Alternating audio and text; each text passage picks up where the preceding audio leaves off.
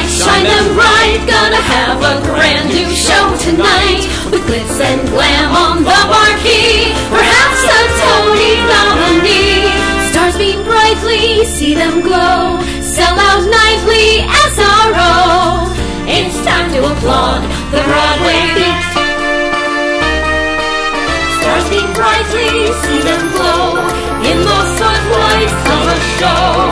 Life is sweet on the world's most famous street. Tickets, please. Take a seat. Cue the band. And have your feet to the rhythm of the Broadway beat. The Broadway beat. Broadway beat. Hello, I'm Richard Ridge, and welcome to Broadway Beat, our weekly half-hour behind-the-scenes look at the very best of a New York theater on Broadway and beyond. This week we've got a great show in store for you. We'll go into the recording studio where Tony Award winner Brian Stokes Mitchell has recorded his first solo album for Playbill Records, simply titled Brian Stokes Mitchell. We'll also bring you highlights from the 2005-2006 Outer Critics Circle Awards. But we start things off by dropping by Cipriani's on 42nd Street for the Actors Fund of America's 2006 Gala. The Actors Fund, which is the oldest organization helping all that work in the entertainment industry, pulled all the stops out for their 2006 Gala. This year they honored producer Rocco Landsman with their Medal of Honor. Other recognition went to Jed W. Bernstein and Alan Eisenberg, who received the Netta Harrigan Logan Award. The entertainment for the evening included Audra McDonald, Brian Stokes Mitchell, Daniel Jenkins, and the Jersey Boys.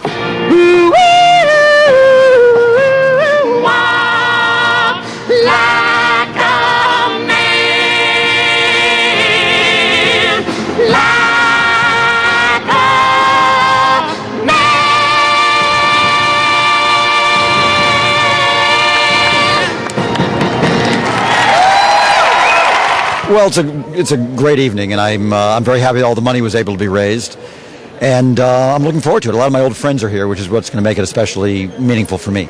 Just give your history with the Actors Fund and what it means to you. Well, I've been on the board a long time, and I've been able to see the work that the Actors Fund does. It's really important. It's irreplaceable. No one else is doing it. And Joe Benincasa and his staff do tremendous work, and I'm just happy to be, able to do my share. And just talk about the Actors Fund benefits that, of course, take place at many of your theaters, what that evening is like. Well, they usually, they have stars there. They have people that people want to come and see. I always look forward to them, and I'm hoping tonight will be a great evening. I just hope it's not too long. And I think we're going to be okay on that score. Well, the Actors Fund helps everybody in show business, not simply just actors. It helps producers, it helps stage managers, stage hands, everybody. And, it's just one of the quintessential parts of our wonderful support system. I'm on the board of Broadway Cares Equity Fights AIDS. So, I actually have just completed a 10-year stint as a counselor at Actors Equity. And I have thought that now what I want to do is really devote a lot of my time to the Actors Fund. As I'm getting older, I'm needing, their wonderful support system, and it's just a quintessential part of our lives as actors. Talk about what the audience's reaction is the night you do an Actors Fund show and what that's like. It's kind of one of the best shows ever. It's the last time I did an Actors Fund performance was in Kiss Me Kate, and I actually cried several times during the performance just because it's such a wonderful community. I feel so honored and blessed to be a part of the community, and you really get a sense of that, when you're doing one of those performances because you're so supported. It's really wonderful. When Lola sings, the sax begins to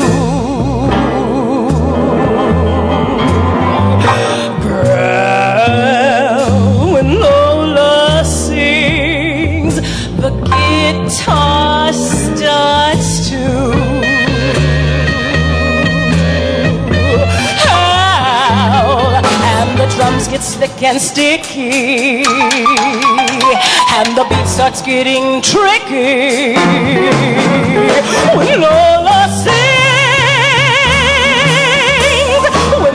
sings, everybody goes, whoa! When Lola sings, everybody's body goes, whoa!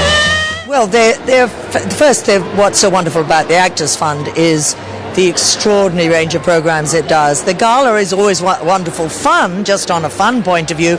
You see a lot of your old friends, see people, wonderful, wonderful, long-time supporters of the Actors Fund, and many, many new people who come on board. And tonight, it's a particular pleasure for me, not only as a trustee, but personally to be presenting an award to Alan Eisenberg, who is finally leaving Equity, which is very sad for us, but by God, he's paid his dues.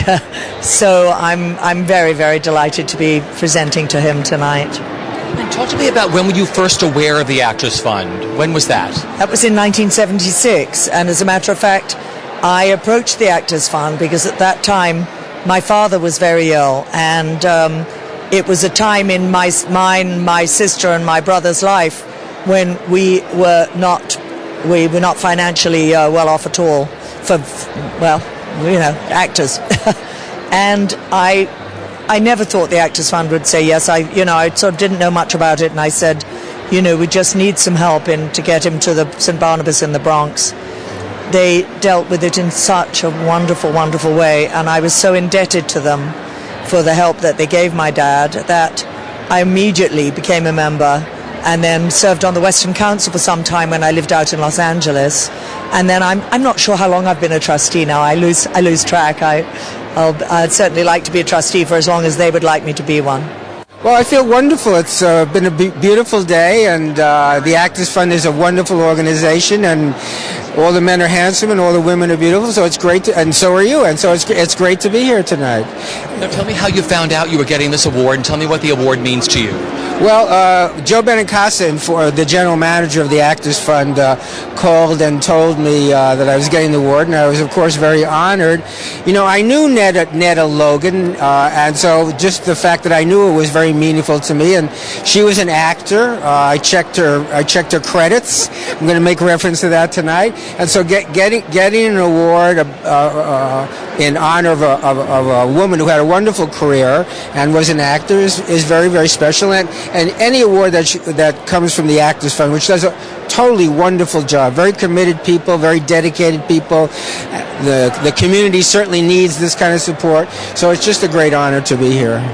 Now, you're actually leaving Actors Equity when? I'm leaving Equity in October. My contract expires then. It'll be 25 years then, the longest in the history of the union, which is about 93 or 94 years old. And I've been shocked to hear people say, well, you're a living legend. It doesn't feel that way to me. It just feels like, trying to do your job every day. And it's been a privilege to represent the actors in this country. And it's been a privilege to see as much theater as I've been able to see, to meet as many people as I've been able to meet.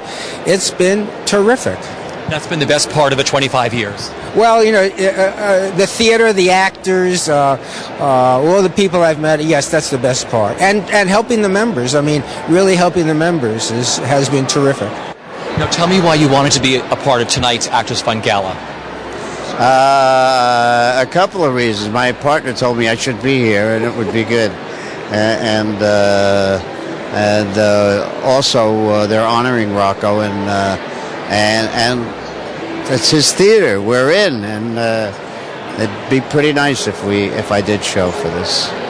Look out for me, look out for me. Oh, my water, my water.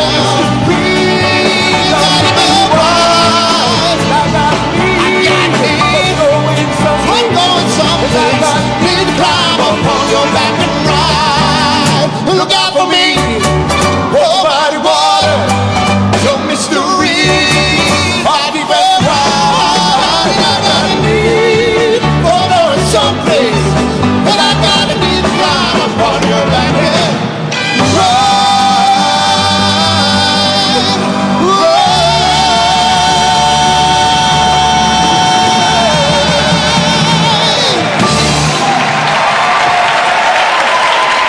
The Outer Critics Circle, the organization of critics, writers, and journalists covering the New York theater for out-of-town media, recently held their 2005-2006 OCC Awards at Sardi's. Here are some highlights. And were you pleased, they asked of Helen in hell. Was I pleased, she said, that all Troy's towers fell, and Priam's sons were slain, and lost his throne. And such a war was fought will ne'er be seen again, and fought for me alone. Was I pleased, she said. I should think I was.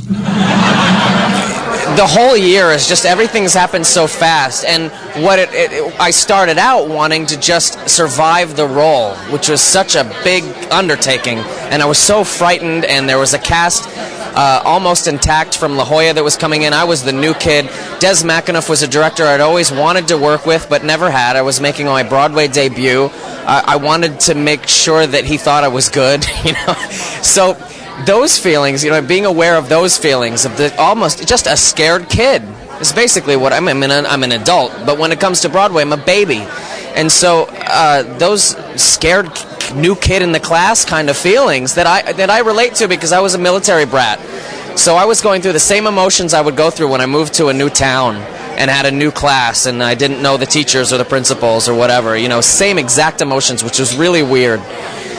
To now be receiving awards and to be nominated amongst people who I've admired for 15, 20 years, like Michael Cerveris and Harry Connick Jr., who I've been a fan of since I was 16, that is just breathtaking, because, where was I when I started out? I was afraid of everything. And now, in some ways, I'm on top of things. It's great. Tell me what the best part of the journey has been. I'm sure there's so many wonderful things, like who's your favorite child, but what's been the best part of this whole Jersey Boys journey for you? The best part of the journey has been discovering that my own work ethic and that of my castmates has sort of, then pays off. Well, it was, it's a show that's been kind of developing for a really long time, but this segment of it has unbelievably fast. It's like, we're in New York. It's open. The awards. Go. It's like it's been like one trip. It's all happened in one vacation or something. It's like, Especially from when we did the NAMP reading, that festival. From there, it's just been like an incredible whirlwind. Previous to that, the show did technically start 98, but with great hiatuses in the middle, where we didn't even have any expectations for the show. So, it's been a tremendous event for us. Did you guys change stuff when you came to New York? We've changed on every incarnation has been an evolution of it. Occasionally a number has been changed. The biggest, a really big change between Toronto and Los Angeles. We were in Los Angeles in the fall. From Los Angeles to New York, it didn't change a tremendous amount. There was a song and a half difference. Well, it's been fantastic since the first day of rehearsal, to be honest. I mean, I've so loved working with John, and this company is so extraordinary, and everybody in it has. I mean, it's remarkable that they're fantastic instrumentalists, they're incredible singers, and they're terrific actors, and the material couldn't be more exciting or more challenging. And I mean, for me, it's a special thrill because it was the first Broadway show I ever saw with Len Cariou. So to me, it was the essence of what, the highest challenge you could have as a Broadway actor. And so now to get to actually measure myself against that kind of material 8 times a week is just a thrill. And we felt by the end of rehearsals, we felt like we certainly had something really special for us, but you never know if anybody else is going to feel that way. So we did it for audiences, and they embraced it, and that was by no means a foregone conclusion, because we were tampering with a classic and something that was near and dear to a lot of people's hearts. So it could have gone either way, and that people embraced it, that audiences embraced it, was thrilling. And then you think, well, but what are the press going to make of it? And then they also couldn't find enough wonderful things to say about it, which was so heartening and so humbling and flattering, and it's just sort of continued. It's tough being a show that opens in the fall. You always wonder, is anybody going to remember us by this time of year? And mercifully, they have, and we couldn't be more grateful and happy to be a part of all of this. Anyway, I'm so honored and so thrilled to be up here accepting this award. It's been, needless to say, quite an amazing ride that I've been able to take with Big and Little Edie, particularly Little Edie, on this journey in Grey Gardens. I want to thank Scott Frankel who's sitting in the back there.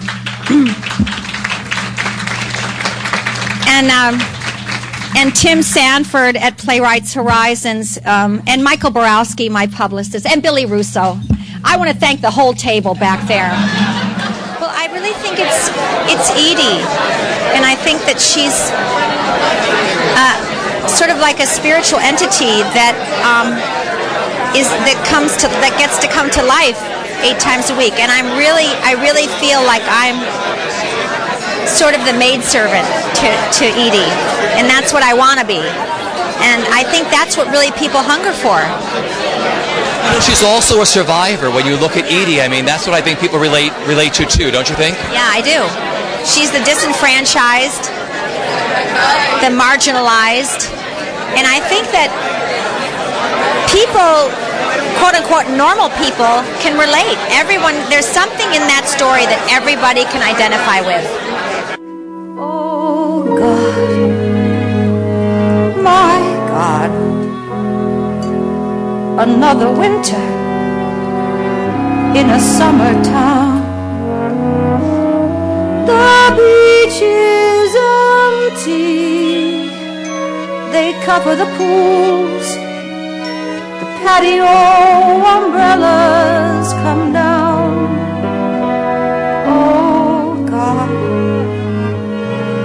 my God,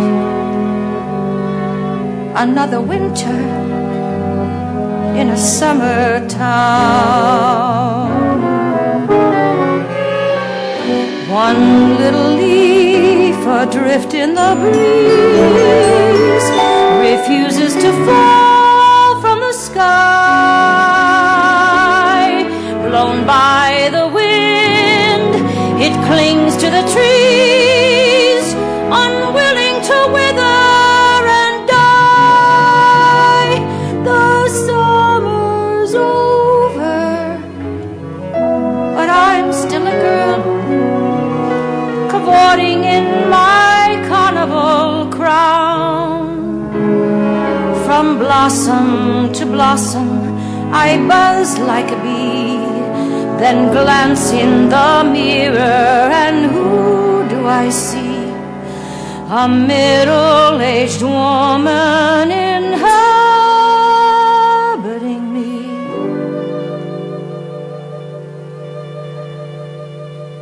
Because it's winter in a summer town.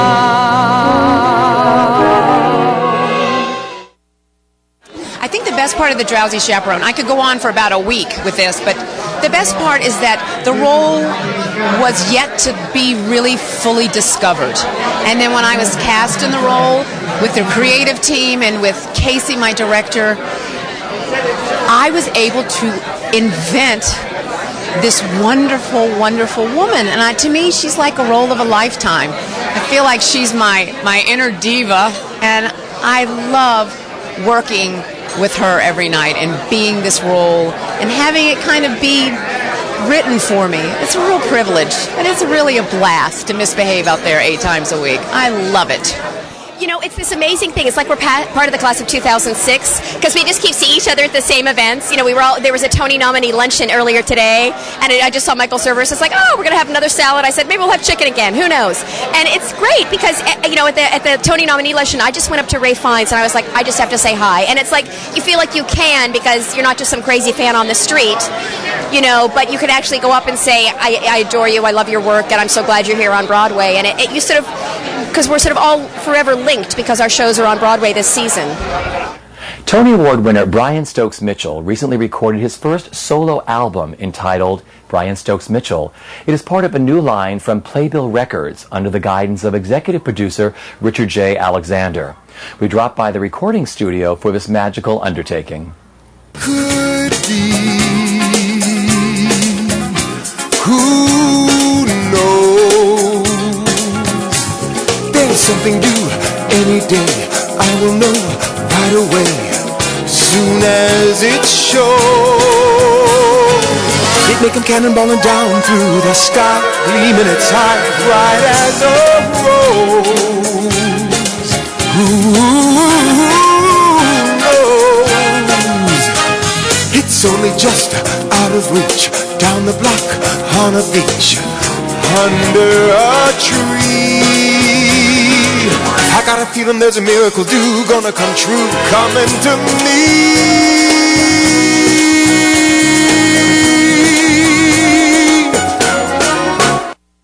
Well, doing an album like this is like giving birth, I think, as far as I know anything about giving birth, actually.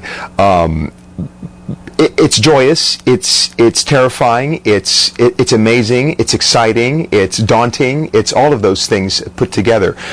Particularly because this is my first solo album. This is probably my, I think, 15th album that I've recorded, but my very first solo album and my first self-produced album. So there's a lot at stake for me, and a lot of nurturing that I've done with it. So I'm really kind of excited right now. I'm in the exciting stage. I'm excited to see what's going to happen now, because most of my work is done. It's like the baby's cooked, okay, popped it out, now what's it going to turn out to be?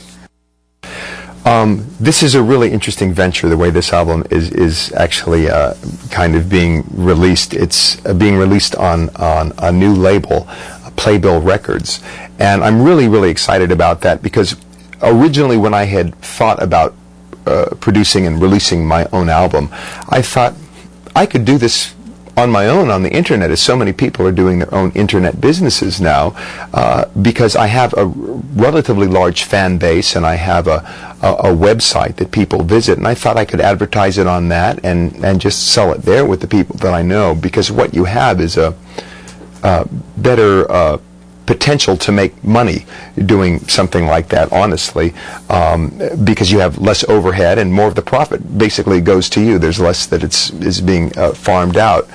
But a friend of mine, who's a mutual friend of Phil Bursch's, introduced us one day, and we had lunch, and we just hit it off immediately. And he talked about this idea of Playbill, and I realized, wow, that's a larger audience than I have even online, but that's very much who my core audience is. And it just seemed like such a perfect match to have me debut on that for me, because I have access to all of Playbill's audience. I think they have a subscription of about 4 million per month. They've got an incredible website in playbill.com that about 180,000 regular subscribers, and then millions and millions of others all over the world that look into it, and it just seemed like a no-brainer. I was lost, the losing dice were tossed, my bridges all were crossed, nowhere to go. Now you're here, and now I know just where I'm going. No more doubt or fear, I'm on my way. For love came just in time,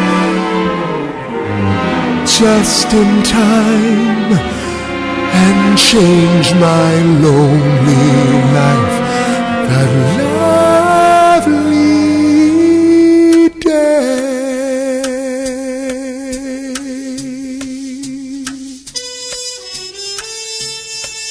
Just in time,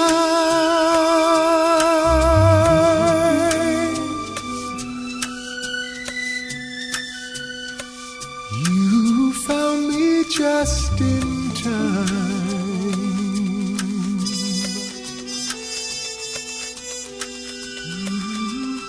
Just in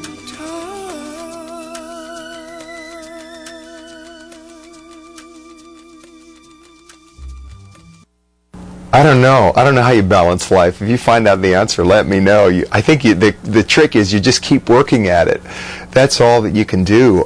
There's so much, I think life in its essence, what we're trying to find, what we all strive for, is balance. But constant change is here to stay. So it's always throwing something different at us, and it's very hard to find that balance. But that's the fun of it. That's the fun of life. That's the challenge of life. That's what I love about life. It's never the same thing twice. I love getting thrown curveballs. I love that. I love the great things that come and also the awful things. It's all part of what makes us rich human beings and what makes life such an incredibly wonderful, fascinating thing to be a part of. I love it. I love the journey, and for me, I think that is the trick. Life isn't about the destination. It's about the journey. It's about how you get from here to there, and it's about the little stops along the way that you make, and it's about the little towns that you visit, and the little and the people that you meet, and the new songs that you learn. That's what life is about, and that's what I enjoy. And I think the secret maybe is just enjoying it. Joseph Campbell, who's one of my mentors, I consider, I never met the man, of course, but I've read a lot of him, says we must learn to be joyful in the sorrows of life. And I think that is the trick to life, is take it all and learn to experience it all and appreciate it all with joy. It's not that I don't want a lot, or hope for more, or dream of more, but giving thanks for what I've got makes me so much happier than keeping score. In a world that can bring pain, I will still take each chance, for I believe that whatever the terrain, our feet can learn to dance. Whatever stone life may sling, we can moan or we can gratefully sing it, sing it, feel it. Grateful, grateful, truly blessed and duly grateful.